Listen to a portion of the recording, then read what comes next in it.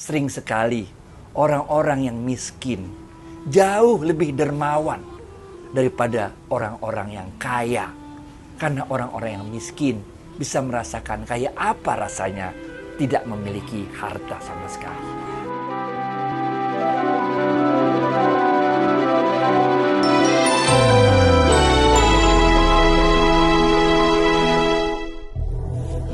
My man, Ustadz Adi Warman, apa kabar? Alhamdulillah, sehat, berkah, bahagia. Amin. Oke, alhamdulillah, mantap.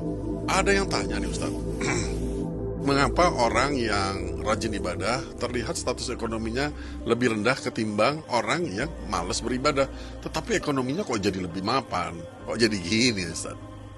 Sebenarnya sih nggak ada kaitannya antara rajin ibadah sama rezeki yang akan kita terima. Karena hidup itu kayak lari maraton. Bener gak? Siapa-siapa yang mempersiapkan dirinya sebaik-baiknya untuk lari perlombaan lari maraton itu, maka dia akan menang. Walaupun dia nggak rajin ibadah.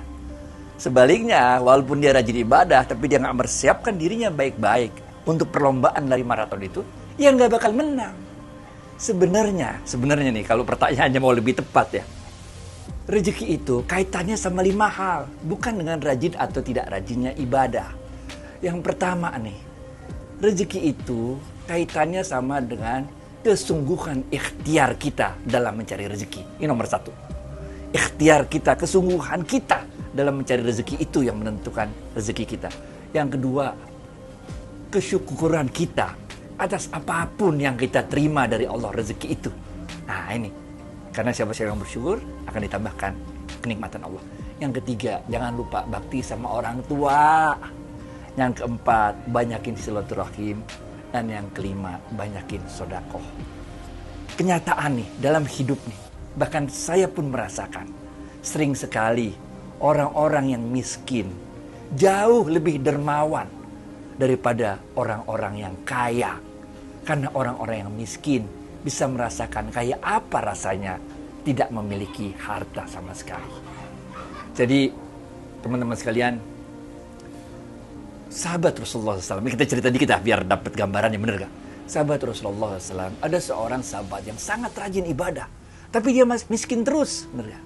Kemudian sahabat ini mengatakan kepada Rasulullah, ya Rasulullah, tolong doakan kepada Allah agar aku dapat menjadi orang yang kaya. Apa jawaban Rasulullah SAW? Rasulullah SAW menasehati sahabat ini dengan perkataan, wahai sahabatku, ketahuilah, harta yang sedikit yang dapat engkau syukuri jauh lebih baik daripada harta yang banyak tapi tidak dapat engkau syukuri. Ini kisah kedua kalau ada masih waktu ya, masih ada waktu nih, kita nggak tahu nih untuk berapa menit, bener gak? Kisah kedua nih, ini ada 2 orang suami istri di zamannya Nabi Musa alaihissalam. Hidupnya miskin terus menerus. 2 orang suami istri ini datang kepada Nabi Allah Musa alaihissalam yang mengatakan, ya Nabi Allah, tolong doakan aku kepada Allah. Suami istri ini bilang, agar kami diberikan kekayaan supaya kami bisa lepas dari himpitan, kesulitan keuangan seperti yang selama ini kami rasakan. Nabi Allah Musa alaihissalam doa sama Allah. Kemudian Allah menjawab kepada Nabi Musa alaihissalam, akan aku kabulkan permintaan 2 orang suami istri itu, tapi aku akan memberikan kekayaan hanya 1 tahun. Setelah itu mereka akan kembali menjadi orang miskin. Nah, udah bener aja, habis itu orang itu jadi kaya. Nggak berasa selama dia 1 tahun itu menjadi orang kaya raya, tapi juga jadi orang yang dermawan. Dia kasih banyak orang, kasih dermawan sana sini, sedekah. Karena mereka pikir setelah 1 tahun kami akan miskin lagi sehingga nggak bisa lagi kasih banyak sedekah. Nggak berasa udah lewat 1 tahun. Nabi Musa bingung. Nabi Musa lapor sama Allah. Allah, ini udah lebih 1 tahun, kok masih kaya juga? Apa jawaban Allah kepada Nabi Musa? Biarin aja Musa. Orang itu mensyukuri rezeki yang ditetapkan padanya. Biarkan mereka terus menjadi orang yang kaya. Dan orang yang kaya yang penuh dengan kesyukuran. Gitu, Fi. Ya, paham. Jadi orang bisa saja kaya tanpa beribadah, juga memang miskin aja kalau memang nggak ada ikhtiar. Betul kan Ustaz? Tapi saya dengar juga, orang miskin itu lebih cepat masuk surganya daripada orang kaya. Ya Allah. Setiap hadis Rasulullah SAW itu ada konteksnya. Jadi kita nggak bisa baca hadis Rasulullah SAW tanpa konteksnya. Selalu ada asbabun wurudnya, sebab musabab kenapa Rasulullah SAW mengatakan seperti itu. Sama aja men, kalau ente pulang dari luar negeri, turun di airport, bawa koper 10 biji, dibandingin sama orang yang cuma bawa tas tangan 1 biji, pasti lebih cepat keluar orang yang bawa tas tangan 1 biji, bener nggak? Karena itu petugas imigrasi yang meriksa, cuman meriksa 1 tas tangan. Lah kalau ente bawa 10 koper, pasti petugas imigrasi bea cukai, ya kan mesti meriksa 10-10-nya, bener nggak? Mesti, ya pasti aja. Dalam hadisnya disebut, orang-orang kaya masuk surga 40 tahun lebih lambat daripada orang miskin. Kalau kaya beneran, malah kadang-kadang disebut dalam hadis lain 500 tahun lebih lama daripada orang miskin. Ya karena banyak bawaannya, bener gak? Ya Allah. Jadi hadis itu tidak bisa kita jadikan dalil supaya kita tidak menjadi orang yang kaya. Kadang-kadang ada yang mengatakan, yang keliru ya, bahwa ajaran tasawuf itu mengajarkan kepada kita supaya jadi orang miskin, supaya kita menjauhi dunia. Bukan itu maksudnya, bukan. Ajaran tasawuf itu mengajarkan kita bukan menjadi orang miskin, tapi ajaran tasawuf mengajarkan agar kita mencintai orang miskin. Itu yang tepat, benar ya? Nah, ya maaf Ustadz, ada yang tanya, tasawuf itu ajaran atau aliran? Ya, soalnya mereka memang nggak tahu. Ini pertama kali mereka dengar, dan kemudian mohon dijelaskan asal usulnya. Rasulullah SAW itu adalah uswatun hasanah, adalah teladan kita semua.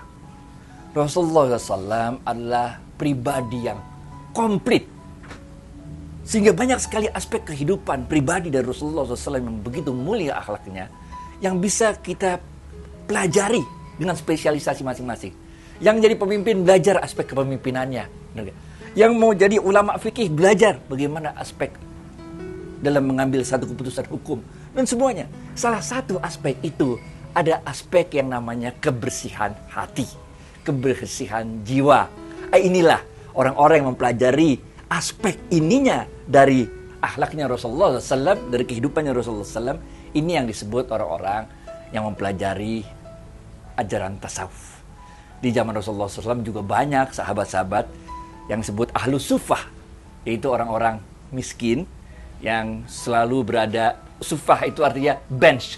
Bench itu bahasa Indonesianya bench, bangku ya, bangku atau bench ya, bangku. Jadi di depan kamar rumahnya Rasulullah SAW itu pada di situ, di berandanya itulah, beranda.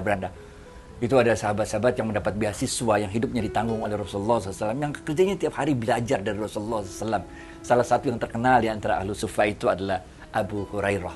Nah, orang-orang yang pelajari ini kita sebut sebagai orang-orang yang ahli tasawuf. Kalau dirujuk ke atas mah, di seluruh dunia cuma ada 2 jalur. Jalur yang paling besar adalah jalur melalui Imam Ali bin Abi Thalib radhiyallahu anhu, dan jalur yang satunya lagi adalah jalur melalui Sayyidina Abu Bakar As-Siddiq radhiyallahu anhu. Masya Allah. Terima kasih sahabat saya, Ustadz Andi Warman Karim, atas ajaran tasawufnya, atas waktunya juga. Insya Allah ya kita bisa ketemu lagi di lain waktu. Insya Allah. Bye. Dan Assalamualaikum Ustadz. Waalaikumsalam warahmatullahi wabarakatuh. Smart Skills School.